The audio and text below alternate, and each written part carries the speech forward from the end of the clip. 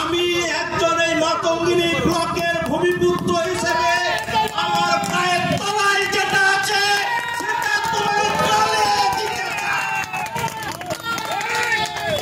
কারণ শুধু আমাদের পঞ্চায়েত সমিতির সংগীতা আদবকে যে ভাষায় কুৎসিত ভাষায় আক্রমণ করেছে এটা আমাদের সকলের লজ্জা। মাতঙ্গিনী ব্লকের মানুষ হিসেবে আমাদের লজ্জা। তোমার স্ত্রী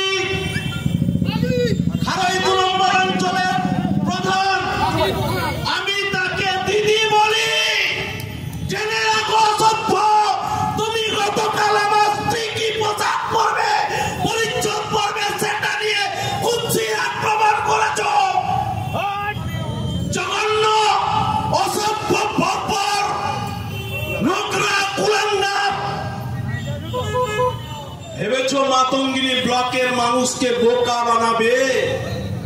এই ধরনের কুৎসা প্রচার করে মানুষকে বিভ্রান্ত করবে।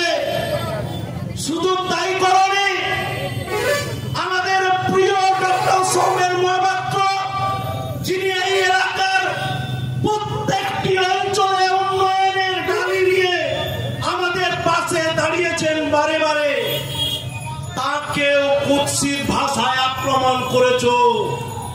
তাই আজকে শুধু তৃণমূল কংগ্রেসের নেতৃত্ব কর্মী নয়, মাতঙ্গিনী ব্লকের সাধারণ মানুষ বিজেপির বিরুদ্ধে বিজেপি ছি ছি ছি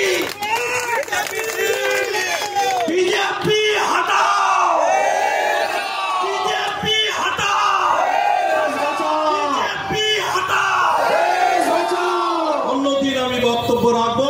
আমার প্রতিবাদ এইভাবে আমি প্রতিধ্বনিত করলাম আপনাদের সামনে। ধন্যবাদ জানাই আমাদের সবার